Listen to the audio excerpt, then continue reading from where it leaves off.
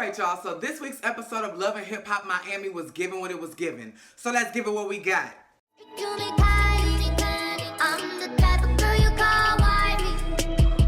What does the cat do?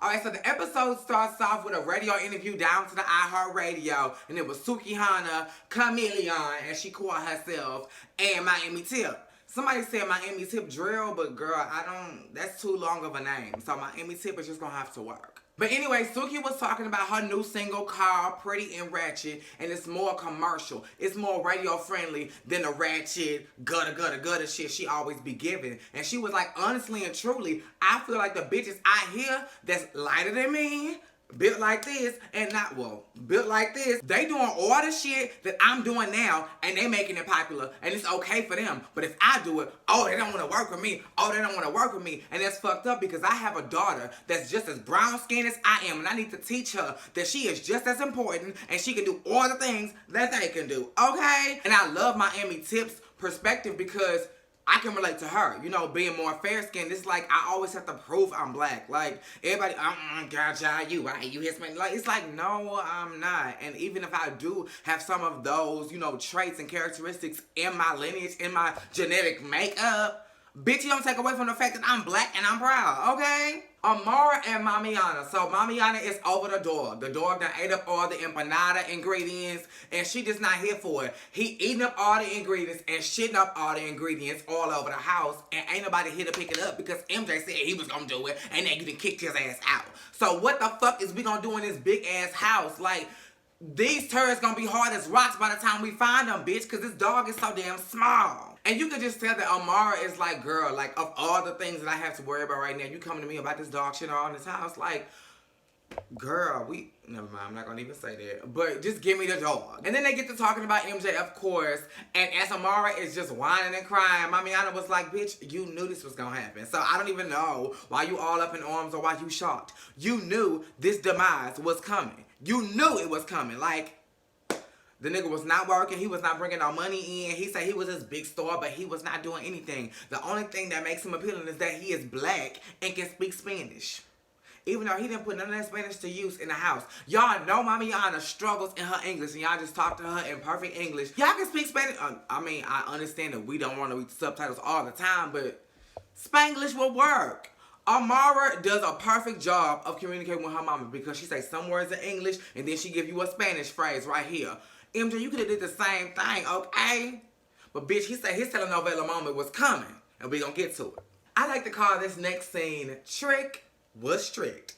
Child, so the scene starts off with Bobby Lights, and I'm guessing it was Trina's house because Bobby, baby, that little U-turn you put out, baby, it is not pumping to get you a house like that. So I would assume that this is Trina's house. So they talking about the Bahamas trip and, you know, how everything is gonna be, foo-la-la, they just gonna have a nice time. And I'm thinking, where is Joy? Joy, in the meantime, is going to check on Trick Daddy because he ain't been answering the phone. Ever since this whole fiasco with the cops and them popping up down to the Sundays, he been MIA, just been MIA, MIA. That's Amara, y'all probably wouldn't have known that, so I had to tell y'all. So Joy pulls up to Trick Daddy's house or whatever, and she knocking. I don't stop knocking at your door. And then when he opened the door, he like, hey, what's up? Wait a minute, why the fuck they here? Don't play with me, bitch. But it just sounded like he was already mic'd up, so it's just like, Trick, did you really not know they was coming? But whatever, maybe he was talking so loud that Joy's mic was catching it, and this man did have like an overhead mic going on, so, you know, okay. But anyway, he was going off, he was like, Lauren, whatever the fuck your name is, bitch, I done told you, y'all gonna put my mugshot down to the TV and make me look like a criminal. Oh, but Trick, if you never would've went to jail, they never would've had a mugshot. So it ain't like Love and Hip Hop that made you to be the criminal, because they didn't put the cocaine and the weed in your car and put a motherfucking Z-Quil pill under your goddamn seat for you to take and fall asleep. They didn't do that. They did not do that. That was all you. I don't know about the Z-Quil part. I had just threw that in there because, you know, why else would you be sleeping broad daylight? Oh, you old. And old people take naps. Okay, so, okay. But you take, oh. I would have blamed it on narcolepsy, bitch. So anyway, he going off, but he making sure he go off in the foyer, bitch. Y'all not getting in my house, and I mean that. And he walking up the stairs like, fuck y'all and fuck Love and Hip Hop. I quit. And Joy like, So then she drive back to Trina's house. And y'all, okay, I'm gonna have to break the fourth wall because this shit was funny as fuck. So Joy walk in and she like, y'all. And Trina like, bitch, you being dramatic. What's going on? Is she back in jail? She was like, girl, he was about to me, okay? Child, he didn't quit. He said he done. She was trying to talk in circles. And Bobby just flat out was like, he quit the show? And Joy looking around like, what child? Like, this is real life. Like, you could tell she didn't want to admit, but she was like, the jig is up, bitch. He said he done with love and hip-hop, okay? He don't want to do it no more. Bobby, I thought you was about to ask something like real critical. Because he was like, stop the cameras, cut the camera. And child, the same woman that was in the foyer like, Trick, was hiding behind Trina's couch and was like, because I guess she thought the scene was really about to end. They was like, no, get your ass down, we're going to keep rolling. So Trick not coming to the Bahamas? Bitch, we already knew the Bahamas trip was happening, Bobby, because y'all was sitting there talking about it. So why did you cut the cameras so he not coming? Like, as if we did not know the Bahamas trip was happening. And then Trina gets to her confessional and was like, I get it. Y'all was so wrong for putting that man mugshot on national television. Sorry. This is exactly why. For the people who was wondering, y'all wasn't gonna get no Chasing Dallas review from last week. Because, bitch, I was not with that fuckery at all. But this is exactly why I'm not in agreement with executive producers also being cast members. Because cast members should not have a say. If this is reality, and the reality is this motherfucker got arrested, then, bitch, we need to see it. Just like we need to see your little kerfuffle with Nicki Minaj and Bobby Lights interjecting his motherfucking self. We need to see it. That's your reality. And why we ain't seen Joy do not one piece of hair this season? I thought she had a whole salon.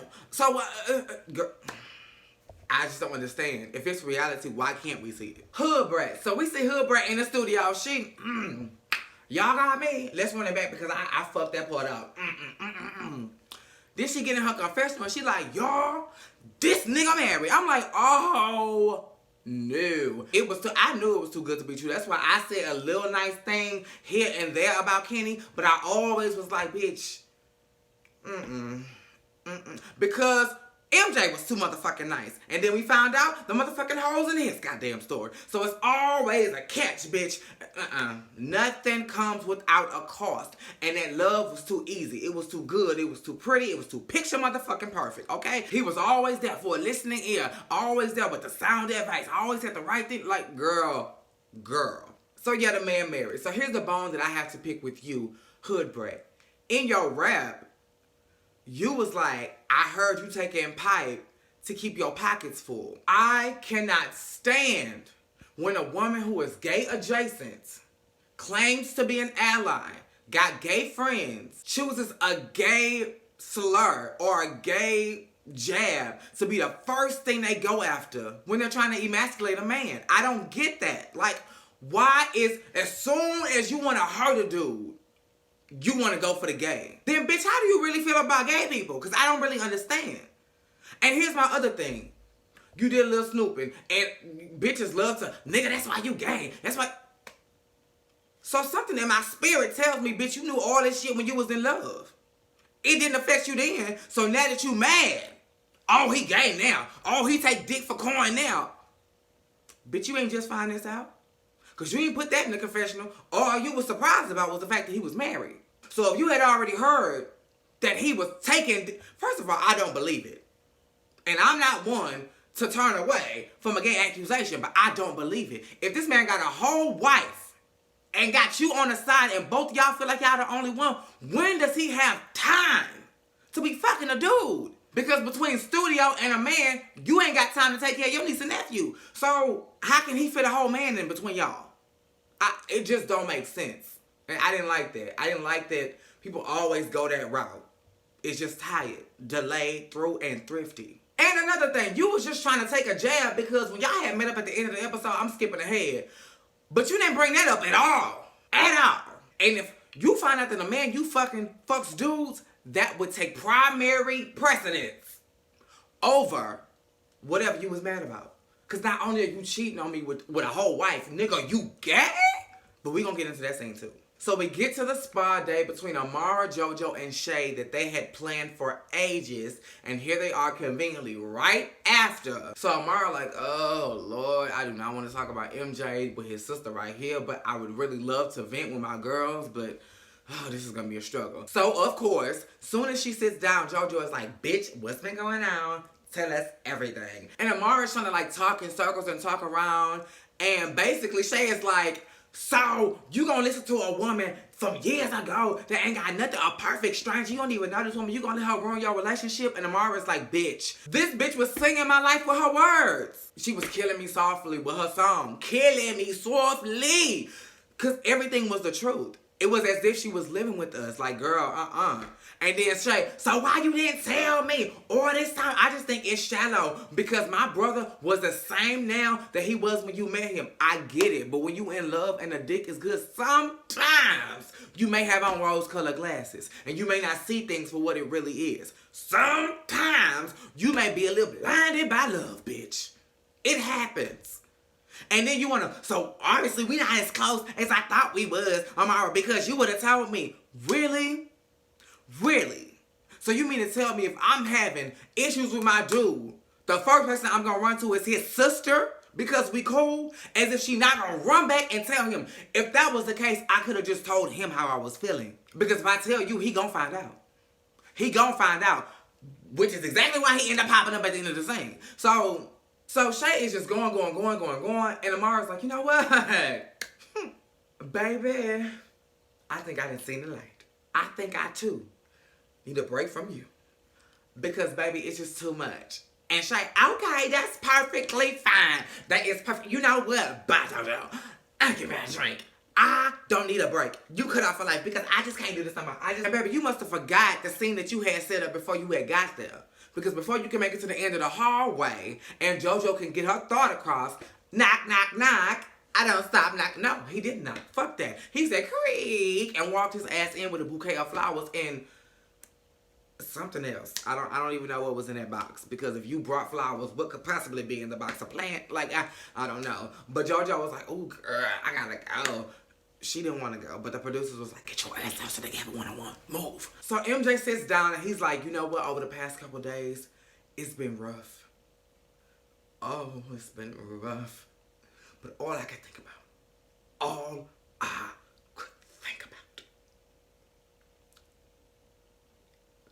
was you. And the thought just kept coming to me. Fight for what you love.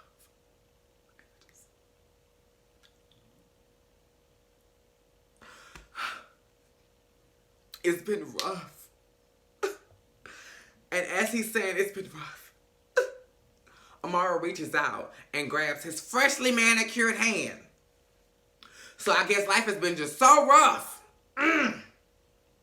that you was able to make it to your manicure appointment. Okay, so moving past it, Amara is like, okay, I hear you. And you're trying to outdo my scene from the house, I see you. But, okay, I still don't... I'm not ready. I'm not ready. I still need time. I still need time. Because she had went back to the afro, so it was shaking. I still need time. I hear you, and I love you, and I thank you for the gifts. The dog is shitting all over the house, but I still need time. He like, okay, bitch. I said you trying to take my scene from me, so I'm going to take it up a notch.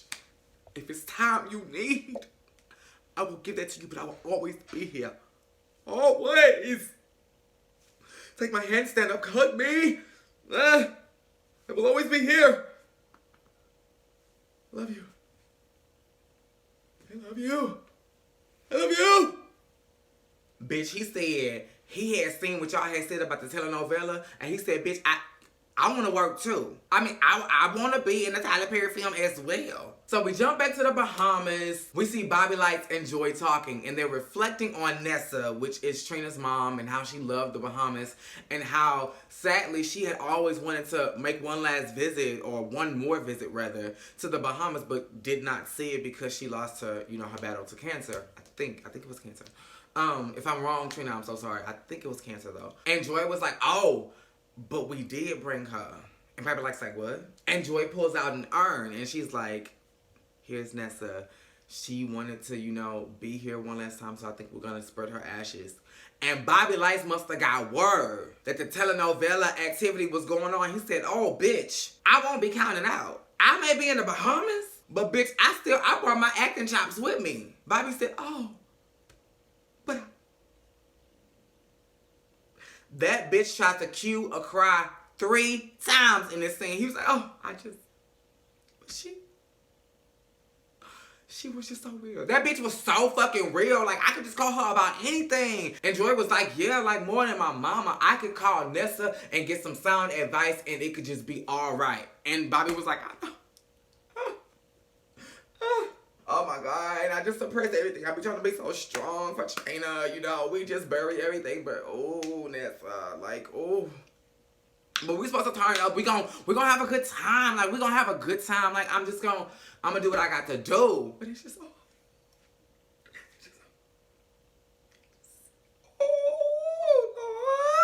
And Joy was like, okay, let's snap out of it. You know, we gonna be happy. So then they go and see the family. And the family is like, oh my God, it's so good that y'all are here. I love that y'all are here. Gaga, gaga. They got food, they got drinks, and then they get to talking and discussing. That's pretty much the same thing. But girl, we find out that Trina's stepfather, well, her dad, was killed on this day 16 years ago. So as they're celebrating Nessa, Trina's mom, they're remembering the legacy and the memory of Trina's dad, Uncle Whitley, as everybody calls him. And he was robbed and gunned down. Just randomly robbed and gunned down. And Trina was really young, so it doesn't affect her as much as losing her mom, but she remembers him. And that's the only dad she knew, you know. And then they get to talking about the fact that Trina and her mom have a lot of similarities. And this is what made me emotional. They were talking about their love of fashion. The whole table was just like, child, Nessa, I would go visit Nessa and there would be a whole pile of clothes over there and she would want to go shopping. And I'm like, Nessa, what's all this? Oh, I'm going to just get out of the way, child. I don't want that no more. Let's go shopping. She had so many clothes. And Bobby Lights was like, oh my God, Trina got a whole room full of clothes and she got a pile of clothes that she gonna give away just like her mama. And that was just cute to see that moment and how Nessa lives in Trina now. And that's how Nessa's legacy will live on through the fashion of Trina. Hoodbrat and Kenny. Okay, so Hoodbrat is in her apartment. Boom. I'm flat out of my hair because I'm finna get ready to read this motherfucker. And then he comes in the house and he like, what's up, baby? She's like, hey. So they sitting down on the couch or whatever. And she like, so do you have something to tell me? Like anything at all? And he like, no. What should I be? She was like, nothing at all. He was like, what? Just get to the point. She was like, I went through your Instagram and I went through your text messages or whatever. And I saw you talking to your baby mama. And nigga, when was you gonna tell me you was married? This man, this loving Kenny, this understanding Kenny, this I'm here for you Kenny, this lean up against my Honda Civic Kenny, says to Hoodbrat, I didn't think it was relevant.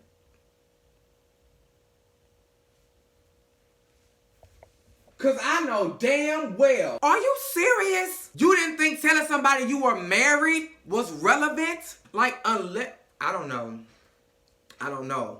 Unless you had a clear understanding with Hoodbrat that you was still dealing and with your baby mama and you just mislabeled her. I don't understand how the fact that you even dealing with her is relevant. But Hoodbrat didn't seem fazed by that. She was just mad at the fact that y'all were married. I don't date married men. So Hoodbrat, were you in cahoots with being the other girl as long as he wasn't married? Like, fuck what you got going on with your baby mama. I understand that you gonna always, because a lot of women think that way. I'm not saying you do, girl. And for the fellas that's watching, I'm not saying you that type of dude. But there are certain women out here that respect the Tahiri syndrome, meaning, I know you got that one ex, or you got that one baby mama you always gonna run back to and fuck. And I'm okay with that as long as y'all, like, some women think like that. Cause Hoodbrat was like, you just call her your baby mama. You just call her your baby mama. But in the text message, y'all saying y'all working on y'all marriage. But you telling me y'all co-parenting. That ain't what, it don't sound right. So then she walks out and I'm thinking, why the fuck are you walking out your own apartment to tell the producers you don't want to talk to him no more? Put him the fuck out. Because you just said he lives with the baby mama, the wife. So obviously this ain't his place. So why don't you just put him out? So then he comes outside And she's still going on a text message. You talking like you still hurt. Talking about, you left me. You left me. And he was like, yeah, I did say that because she ain't finna. I'm just like, I don't want to hear shit he got to say because now you trying to explain, bitch. All this time you was massaging my motherfucking bunions. You never mentioned you was married. Where the fuck is your ring? Do you conveniently take it off since it's not relevant? And she like, okay, Kenny, bye. And then she looks at the producers and she like, I'm ready to go. So who the fuck apartment are we at? How you ready to go? And your purse just mysteriously appear on your arm. Like, then the final scene, we end the episode back in the Bahamas. It's the next morning. Bobby Lights has fixed breakfast because he damn sure ain't cooked that shit, okay? He fixed breakfast and they sit down. It's him, Trina, and they waiting on Joy. Joy finally comes out with shades on. Trina like, you look stupid. This is the morning time. Ain't nobody here. We looking regular. Trina got the eye patch gel things under her eyes. Joy like, I know, but girl, my eyes. It's sleep still in my eyes. And it was fun. And then all of a sudden we hear, yo. And it's Trick Daddy. And we like, oh my God, Trick came. No. See, what happened was VH1, Love and Hip Hop had set with him. And they was like, yeah, fuck us. Fuck us all day long. But see, you contracted. And if you thought you was in jail last week, try not showing up to the Bahamas, bitch. Next thing we know, yo, cause bitch, you gonna fulfill that contract, that guy. And that's how the episode ended, y'all. It was given what it was given, so I gave it what I had. Make sure you are liking, commenting, subscribing. Oh, make sure y'all go to Yes Bitch TV and check out the interview he did with Markel. I was a guest panelist. Y'all, I had the time of my life. We talked like 2 hours after the interview ended, like we had known each other all our lives. Like, it just felt so good, and I felt the energy and I felt the love. Y'all check out Yes Bitch TV, giving you the real tea. L. Teddy, Ebby Reviews, Markel, and honorary mention, Really Bitch TV. I love her as well. Y'all check them out. Love y'all. But yeah, same place. Again, if I didn't say it all the way through, make sure you are liking, commenting, subscribing, and that your notifications are on. Same place, same time.